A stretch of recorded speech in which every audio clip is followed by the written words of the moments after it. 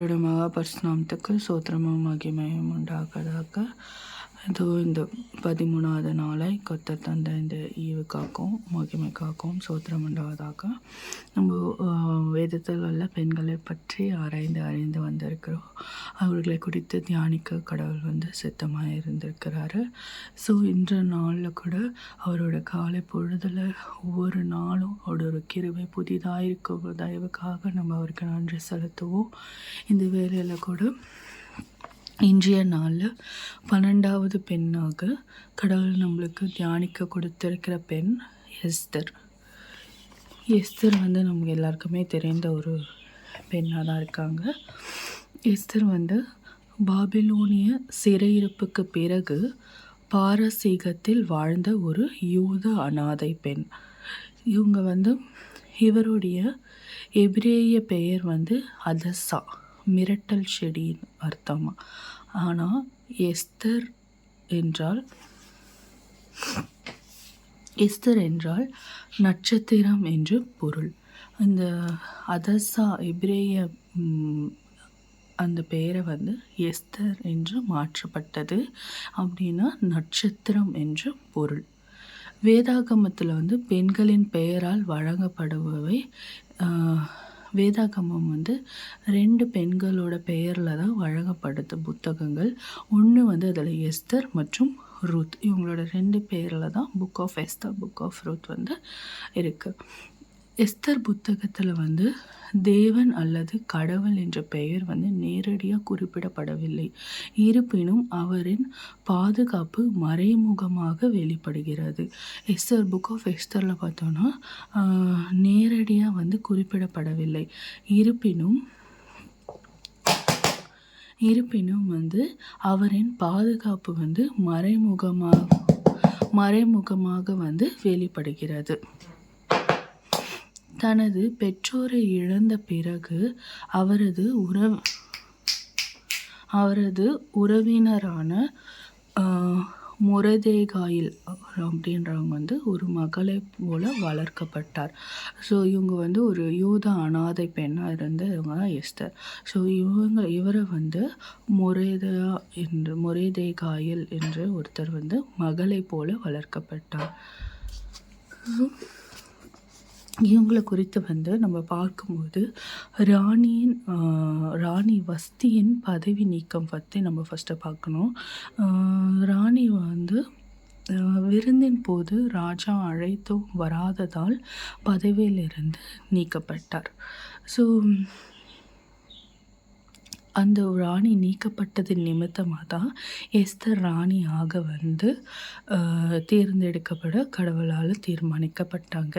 So Esther எப்படி ராணியாங்கன்னா, மொர்தெகாயின் அறிவுரையை படி கேட்டு எஸ்தர் தன் யூத அடையாளத்தையே மறைத்து ராஜாவால் ராணியாக தேர்ந்தெடுக்கப்பட்டார். ஸோ அந்த இடத்துல ராஜா அவள் மேலே அநேக அன்பு வைத்திருந்தாங்க. ஸோ அதன் மூலமாக அவங்கள பார்த்த உடனே அவங்கள ராணியாக தேர்ந்தெடுக்கும்படி இது அனைத்தும் கடவுளுடைய திட்டமாக தான் இருந்தது. இது தற்செயலாக நடந்த செயல்கள் அல்ல, இல்லை மொர்தெகாயின் அறிவுரைப்படி நடந்ததும் கிடையாது. இது கடவுள் வைத்திருந்த திட்டத்தின் பிரகாரமாக நடக்கப்பட்டது. ஆனால் இதில் அவங்க படைத்தளபதியாக இருந்த ஆமோனின் சதி நடக்கப்பட்டது. மொர்தெகாய் தனக்கு தலை வணங்காததால் கோபம் அடைந்து திட்டம் தீட்டி யூத இனம் முழுவதையும் அழிக்க ராஜாவிடம் அனுமதி பெற்றார். இந்த மொர்தெகாய் அந்த அரண்மனையில் இருக்கிற ஒருத்தர். அங்கே இருக்கிற ஜனங்கள் மத்தியில் எல்லாமே அவருக்கு அந்த ஆமோனுக்கு தலை குனிந்து கீழ்ப்படிஞ்சாங்க. ஆனால் மொர்தெகாய் நான் என் வணங்குகிறவரை தவிர வேறு யாருக்கும் நான் தலை வணங்க மாட்டேன் அப்படின்னு சொன்னதுனால கோபமடைந்த ஆமோன் யூத இனத்தையே அழிக்கும்படியாக ராஜாவிடம் அனுமதி பேசி பெற்றான். எஸ்தரின் துணிச்சல் இதில் எப்படி இருந்ததுன்னா, எஸ்தர் வந்து யூத பெண்ணுன்றது ராஜாவுக்கு வந்து தெரியாது. அதை மறைத்து தான் அவங்க வந்து வாழ்ந்து கொண்டு இருக்கிறாங்க. ஆனால் இந்த இடத்துல வந்து எஸ்தர் ஒரு துணிச்சலான செயலை வந்து எடுக்கிறாங்க.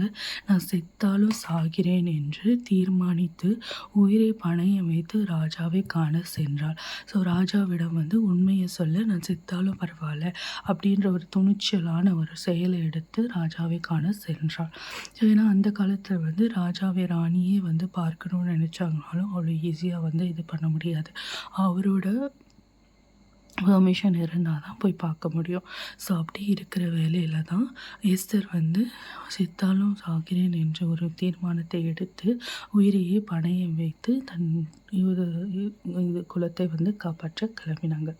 ஸோ இதன் மூலம் கிடைத்த விடுதலையும் வெற்றியும் பார்த்தோன்னா, எஸ்தர் வந்து ஆமோனின் சதியை வந்து ராஜாவிடம் வெளிப்படுத்தினார்.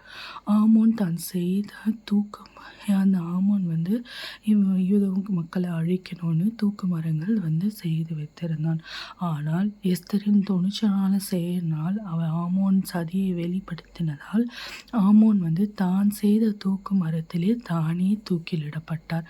யூதர்கள் தங்களை எதிரிகளாய் வென்றனர். ஸோ இதன் மூலம் யூதர்கள் வந்து எதிரிகளை வென்றனர்.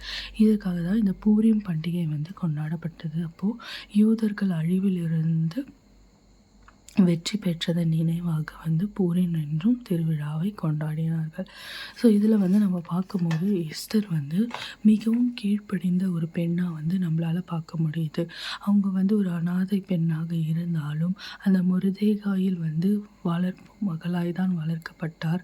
ஆனாலும் அவருக்கு மிகுந்த வந்து ஒரு நன்றி கடனாய் விசுவாசமாய் எஸ்தர் வந்து இருந்தாங்க. எஸ்தர் வந்து தன் ராணி பதவிக்கு மொர்தெகாயின் அறிவுரை பிரகாரமாக தான் போனாங்க. ஆனால் போனதுமே வந்து தன்னுடைய குணம் மாறாமல், அந்த குணத்தை மாற்றிக்கொள்ளாமல், அந்த ஒரு தலைகணமோ இல்லை அந்த இடத்துல நான் வந்து ராணி அப்படின்ற ஒரு இதுவும் இல்லாமல் மொர்தெகாயில் வந்து அந்த இந்த யூத ஜனத்தை அழிக்க போகிறாங்க, நீ போய் ராஜாவிடம் சொல்லு நான் தூது அனுப்பும் போதும் சற்று யோசிக்காமல், அவங்களுக்கு பயம் இருந்தது, எல்லாமே இருந்தது. ஆனாலும் அவங்க ஜெபிச்சு 3 நாள் வந்து அந்த யூத மக்களையும் வந்து உபவாசம் இருந்து ஜெபிக்க சொல்லி தனக்காக கேட்டுக்கொண்டாங்க. இவ்வளோ காரியங்களை செய்த பின்பு அவங்க தைரியத்தை வர வைத்து கொண்டு தன் உயிரையும் கூட பணயம் வைத்து ராஜாவிடம் போய் பேசி யூத மக்களுக்கு வெற்றியும் வாங்கி வகை சுட்டி கொடுத்தாங்க. ஸோ இதிலேருந்து நம்ம பார்க்கும்போது இவங்களோட வாழ்க்கையிலேருந்து அநேக விஷயங்களை நம்ம கற்றுக்கொள்ள முடியுது. முதலாவதாக கீழ்ப்படிதல் இருக்கும்போது அவங்க மொர்தெகாவுக்கும் கீழ்ப்படிஞ்சாங்க, கடவுளுக்கும் கீழ்ப்படிஞ்சாங்க. அந்த கீழ்ப்படிதல் தான் அவங்கள வந்து விசேஷ இடத்துல வந்து உயர்த்தி வைத்தது. அடக்கமும் எளிமையும் சொன்ன பிரகாரமாய் அந்த ராணியான பின்பும் வந்து அந்த அடக்கமும் எளிமையும் இருந்ததால தான் அவங்களால வந்து அந்த வெற்றி வாகையை வந்து சுட முடிஞ்சது. ஆவிக்குரிய வைராக்கியம், அவங்க வந்து எந்த ஒரு முயற்சியும் எடுக்கல. அந்த பயத்தில் இருந்தாலும் அவங்க யூதர்கிட்ட 3 நாள் உபவாசம் இருந்து ஜெபிக்க மட்டும்தான் சொன்னாங்க. உபவாசித்து ஜெபிக்க சொல்லி தான் அவங்க வந்து அந்த திட்டத்தை நிறைவேற்ற ராஜாவிடம் போய் பேசவங்க அவங்க போனாங்க. அப்படி ஒரு ஆவிக்குரிய வைராக்கியம் கொண்டவங்க தான் எஸ்தர். 4வதாக பார்த்தோன்னா துணிச்சல். நம்ம பார்க்குற பிரகாரம் அந்த ஒரு துணிச்சலின் செயலால் தான் அவங்களுக்கு அநேக விதமான வெற்றி வந்து கிடைத்தது. 5வதாக ஞானத்தோடு வந்து போய் பேசி ஆமோனின் திட்டத்தை வந்து வெளிப்படுத்தினாங்க. அவசரப்படவோ இல்லை எந்த ஒரு காரியத்தையும் தானே முடிவு செய்யாமல் கடவுளுடைய பாதத்தில் வைத்து ஞானமாக போய் ராஜாவின் இடத்தில் ஆமோனின் திட்டத்தை வந்து வெளிப்படுத்தின விளைவாக தான் யூதர்களுக்கு வெற்றி கிடைத்தது. அடுத்ததாக தேவன் நம்மை வைத்திருக்கும் இடம். எஸ்தரை வந்து ராணியாய் நான் முன்னமே சொன்ன மாதிரி அது மனிதனோட திட்டம் கிடையாது. அவங்க எஸ்தர் ராணியாக்கப்பட்டது தேவனின் திட்டம். ஏன்னா அவருக்கு தெரியும் இந்த மாதிரி ஆமோன்னு ஒருத்தன் வருவான், அவன் வந்து யூதர்களை வந்து கொல்ல திட்டமிடுவான். அப்பொழுது அந்த இடத்துல ராணியாக எஸ்தர் வைக்கப்பட்டிருந்த காரணமால தான் யூதர்கள் வந்து காப்பாற்றப்பட்டாங்க. அந்த இடத்துல எஸ்தர் ராணியாக இல்லாமல் இருந்திருந்தால் யூதர்கள் வந்து காப்பாற்ற பெற்றிருக்க முடியாது. ஸோ இது தேவனுடைய முழுக்க முழுக்க செயலும் திட்டமுமாய் தான் இருந்தது. எஸ்தரை ராணியாய் அமர்த்ததின் பேர்களால தான் யூதர்கள் காப்பாற்றப்பட்டார்கள். ஏன்னால் தேவனுக்கு வந்து தெரியும் இப்படி ஒரு காரியம் நடக்க இருக்கிறது, நான் சகலத்தையும் அறிந்தவர் தேவன். அதன் குறிப்பாக தான் எஸ்தர் வந்து ராணியாக்கப்பட்டாங்க. அடுத்த அடையாளத்தை வெளிப்படுத்துதல். தன்னுடைய அடையாளம் வெளிப்படுத்தினாலும் பரவாயில்லன்னா துணிச்சலாக போய் செயல்பட்டாங்க. மறைமுகமான இறை பாதுகாப்பு. நான் சொன்ன பிரகாரம் இதில் வந்து தேவன் கடவுள் வந்து டைரெக்டாக எதுலேயுமே வந்து இன்வால்வ் ஆகலை. டைரெக்டாக எதுலேயுமே நம்ம மற்ற காரியங்களை பார்க்குற மாதிரி நேரடி இதுவோ இல்லாமல் தேவனுடைய பாதுகாப்பு மறைவானதாக இருந்தது. ஆனாலும் தேவன் அவர்களோடு இருந்தார் என்பது அவர்களுடன் வெற்றியின் வகை சுடும்போது நம்மளால உணர முடியுது. ஸோ இறைவனின் மறைமுகமான இறை பாதுகாப்பு இருந்தது எஸ்தரோடு. ஸோ எஸ்தர் என்றால் நட்சத்திரம் என்று பொருள். அந்த நட்சத்திரம் போல கடவுள் அவர்களை வந்து விசேஷமாய் ஜொலிக்க வைத்ததன் பெயரால் தான் அவர்கள் இன்றும் அவரை குறித்து நம்ம பேசவும் அவரை சாட்சியாய் நிறுத்தவும் கடவுள் வந்து ஒரு ஈவை கொடுத்து பயன்படுத்தி உள்ளார். இந்த எஸ்தரை குறித்து நம்ம வாழ்க்கையில் வந்து நம்ம யோசிக்கும் போது அவங்க ஒரு யூதா அனாதை பெண்ணாக இருந்தாங்க. ஆனால் அவங்க கடவுள் வந்து ராணி என்ற ஒரு உயர்ந்த பதவியை கொடுத்து எவ்வளவு அழகாய் விசேஷவர்களாய் வந்து வைத்திருக்கிறாங்கன்றதை நம்ம வந்து பார்க்க முடியுது. அந்த மொர்தெகாயில் வந்து ஒரு மகளை போல் அவங்க வளர்த்தாரு. அதன் விளைவாக எஸ்தர் வந்து வளர்ப்பு தந்தை என்று பார்க்காமல் வந்து அவர்களை எஸ்தரை வந்து ராணியாக்க வந்து கிருபை பாராட்டினாங்க. ஸோ அதே போல் தான் நம்ம வாழ்க்கையிலும் ஒரு சில இடங்களில் நம்மளுக்கு இந்த கீழ்ப்படிதல் இருந்தால் தேவன் வந்து அநேகமாய் நம்மளை வந்து ஆசீர்வதிப்பார்.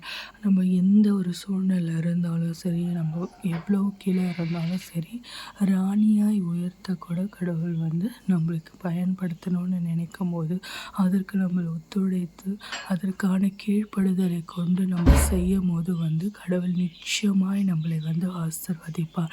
எஸ்தர் வந்து ஒரு அனாதை பெண்ணாக இருந்தும் கடவுள் அவங்கள ராணியாய் உயர்த்தினாங்க. அதற்கு வந்து அவங்களுக்கு இருந்த அந்த கீழ்ப்படிதல்ன்ற ஒரு குணாதிசயம் மாத்திரம்தான் அவங்களை வந்து அந்த அளவுக்கு உயர்த்தியது. ஸோ கீழ்ப்படிதல் இது வந்து நம்மளுக்கு வந்து ரொம்ப முக்கியமான ஒரு விஷயமாக வந்து கடவுள் கேட்குறாரு. கடவுளுக்கு நம்ம கீழ்ப்படியும் தான் அவர் நம்ம சகலத்தையும் கொடுத்து நம்மளை வந்து உயர்விடத்தில் வைப்பார். இன்றைக்கு நம்ம எந்த இடத்துல இருக்கோன்றது முக்கியம் இல்லை, நமக்கான திட்டத்தை அவர் ஆல்ரெடி குறித்து வைத்திருப்பார். நம்ம ஒரே ஒரு காரியம், அவர் நம்ம திட்டம் நம்ம வாழ்க்கையில் நிறைவேற நம்ம ஒத்துழைக்காதது தான் பல நேரங்களில் வந்து தடையாய் நிற்கிறது. நம்ம அவருக்கு கீழ்ப்படிஞ்சு அவருக்கு ஒத்துழைப்புக்கும் போது அவரோட ஆவிக்குரிய ஞானத்தினால் நம்மளை நிரப்புவார். எப்படி நடக்கணும்னு நம்மளுக்கு சொல்லுவார். அதை சொல்லுவது விளைவாக நமக்கான அவர் திட்டத்தை வந்து அழகாக அவர் வந்து தீட்டி கொடுப்பார். நம்மளோட வேலை வந்து கீழ்ப்படியவும் விசுவாசிப்பது மாத்திரமாக இருக்க வேண்டும். ஸோ இன்றைய நாளில் கூட எஸ்தரை போல நம்மளை தூக்கி எடுத்து நிலைநிறுத்த கர்த்தர் காத்து கொண்டு இருக்கிறார். ஏன்னா அவர் திட்டத்தை ஆல்ரெடி தீட்டிட்டார். அதை நிறைவேற்ற நம்மளோட ஒத்துழைப்பை வேண்டி கடவுள் வந்து கண்ணோக்கி எதிர்பார்த்து கொண்டு இருக்கிறார். அதற்காக நம்ம ஜெபிக்கணும். நம்ம வந்து அவருக்கு அர்ப்பணித்து அவருக்கு கீழ்ப்படிஞ்சு அவரை மாத்திரம் விசுவாசித்து நம்ம வாழ்க்கையை அவர் கையில் ஒப்பு கொடுத்தோன்னா கடவுள் நம்மளை மேலும் எஸ்தர் ராணியை போல உயர்த்த காத்து கொண்டு இருக்கிறார். ஸோ இந்த வேலையில் கூட நம்ம அதற்காக வேண்டி ஜெபிக்கலாம். நேற்றும் என்று மாறாத நல்ல தகப்பனே அப்பா ராஜா, இதோ இந்த நாளுக்காய் சோத்திரம், இந்த புதிய நாளுக்காய் நன்றி தகப்பனே. அப்பா உம்முடைய கிருபை புதிதாக இருக்கிற தயவுக்காய் நன்றி அப்பா.